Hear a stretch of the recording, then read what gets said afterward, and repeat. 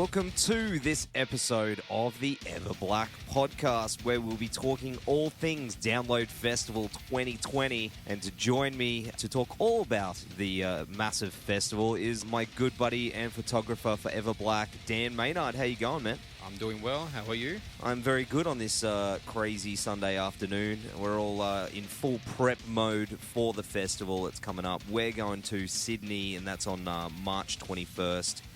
Can't wait, man. It's going to be phenomenal. Yeah, I'm stoked. I can't wait. I'm so glad we got it. It's going to be so much fun.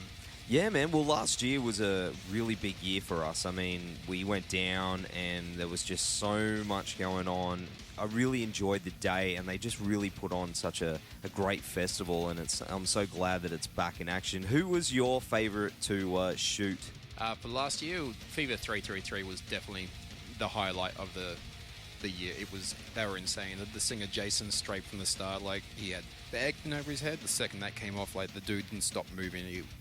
But with the light we had, it was brilliant. I loved it. Yeah, they were crazy, man. Did you have a favorite from last year, or? Me, I thought Slaves were incredible. They were just, for a two-piece, they were just so full of energy and did not stop moving. And I loved how they were just jumping into the crowd and just interacting with everyone.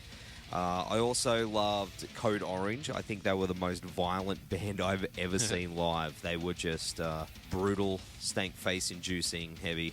Yeah, I missed them, unfortunately. I don't know who I was shooting, but I missed them, unfortunately. Did you see Alice in Chains? Yes, I definitely shot them. They were at the top, one of the top of my list for last year to shoot, so I was stoked. What about Ghost? Did you catch Ghost?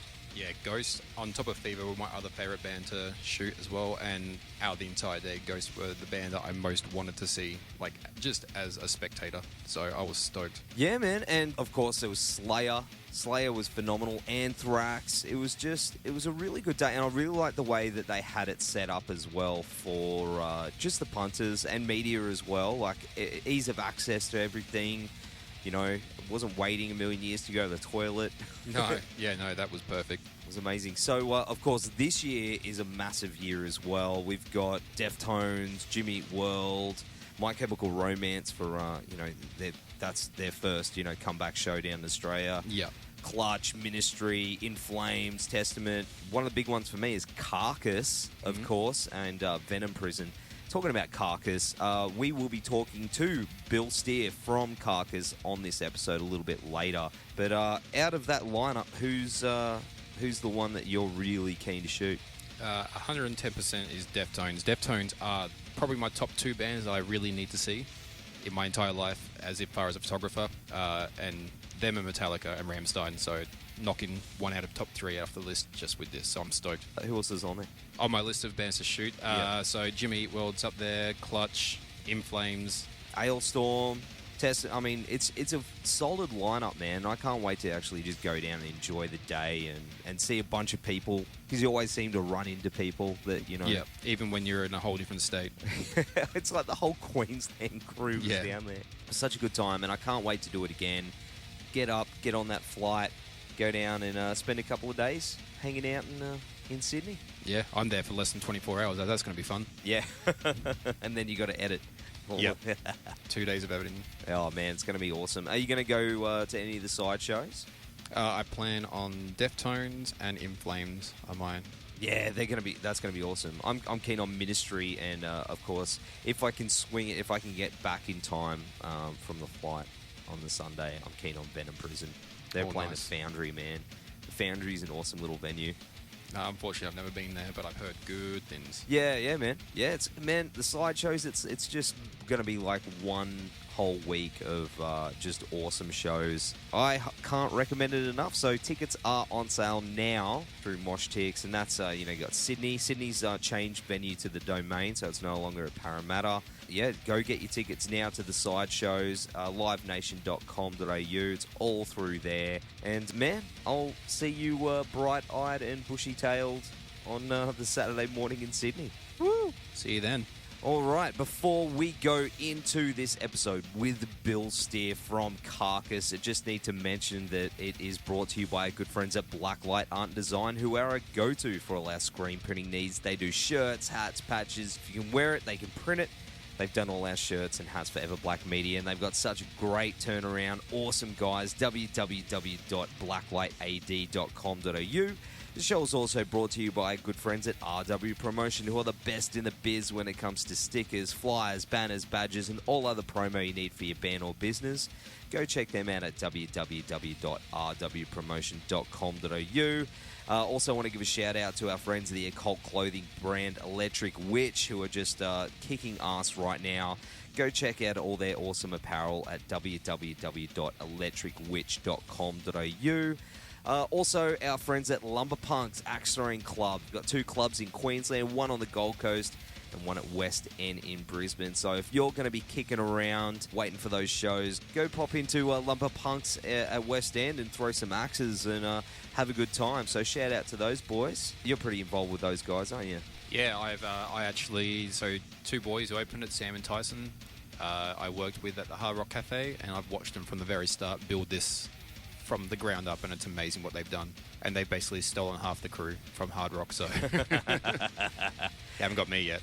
No, but it's awesome, man. That's a good time. All right. Also, don't forget to subscribe to the EVERBLACK podcast. That's through iTunes, Spreaker, YouTube, and Facebook. And check out all our reviews and articles at www.everblackmedia.com.au. All right. Here is my interview with Bill Steer from Carcass, who are going to be playing Download Festival in Melbourne and Sydney. So that's March 20 in Melbourne, March 21st in Sydney, and then they've got a few side shows like March 24 in Hobart at Altar, March 25 in Brisbane at the Triffid, March 26 in Adelaide at the Lion Arts Factory, and then March 28 in Perth for Slayfest. Get your tickets now for one of the heaviest bands on the planet, and look out for their new album. It's going to be awesome. All right, see you later, Dan. Ciao. Horns high.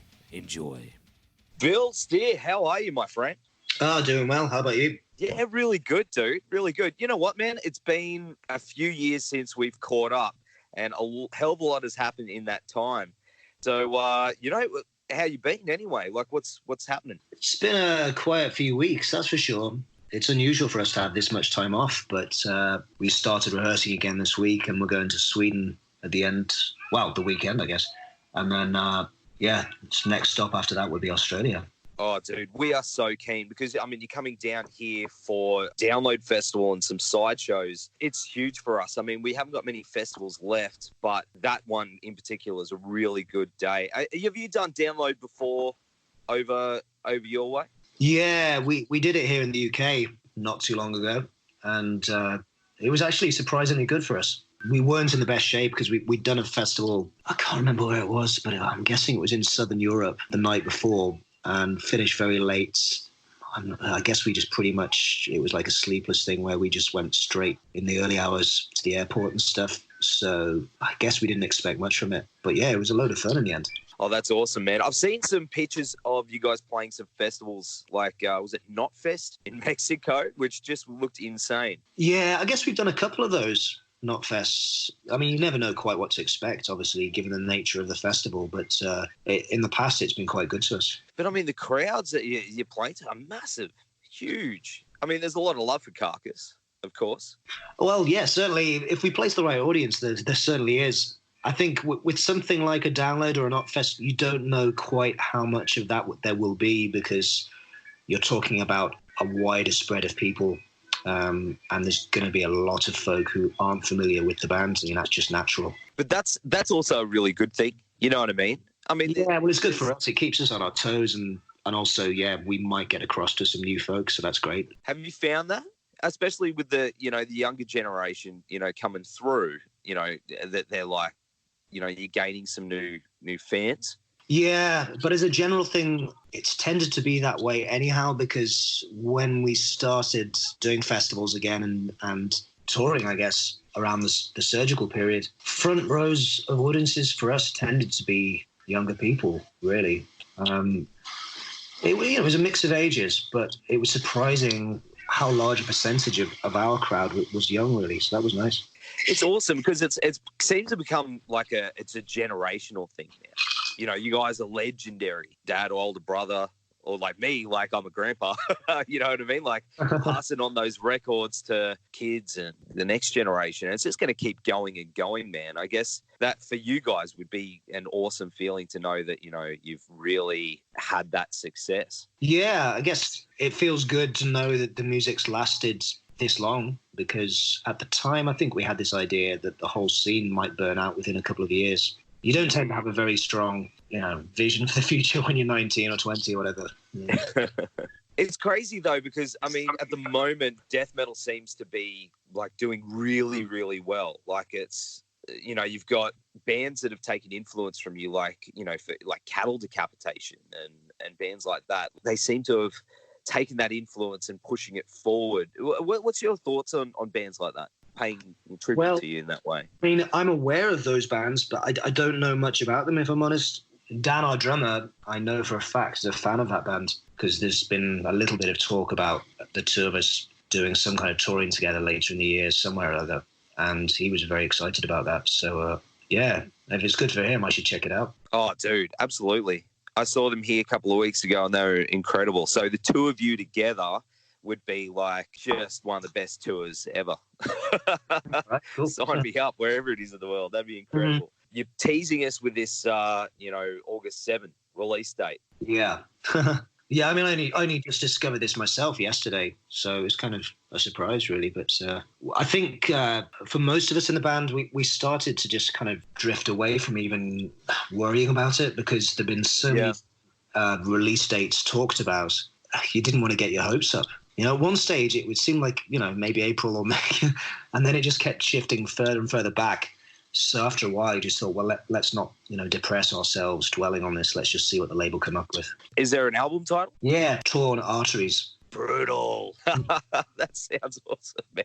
Because, I mean, everyone's heard Under the Scalpel Blade. It just knocked everyone on their ass. So what's sort of the direction of the new album? It's hard to summarize, especially for someone like me who's so close to the whole thing. But what I would say is that Under the Scalpel Blade is maybe one of the safer tunes on the record, in terms of nothing that would surprise or upset people too much. I don't think there's anything on the record that's shocking or that doesn't sound like Carcass, but dynamically it's just a wider range than Surgical. We just wanted to push forward and make a new record. I mean, there was no talk of just, you know, trying to stay in the comfort zone, because, I mean, Christ, you know, you can't make an album if you've got nothing to say, you know. That's right. I mean, but you guys have always seemed to, you know, push that, go into new territories and stuff like that. I mean, especially like Surgical Steel was such a great album, man. We've waited so long. You know what I mean? And I bet it's going to be awesome. But I love Surgical Steel, dude. That was, you know, it was like my album of that year. Oh, great. Thank you. Yeah, I still spin it. It's great. Yeah, it's really good. And I mean, of course, Heartwork. I don't know if you're probably aware of it, but there's a band called The Used who are releasing an album coming out soon called Heartwork, and they're getting a fair bit of backlash because of, well, the obvious. What's your thoughts on that? Oh, yeah, I did hear about this. I mean, I think it's just funny. I mean, I don't know much about that band, and clearly they don't know much about us. So, I mean, I certainly don't feel angry. I don't think any of us would. It's just that's comical. We can't copyright that phrase or those words, so, you know, they're welcome to.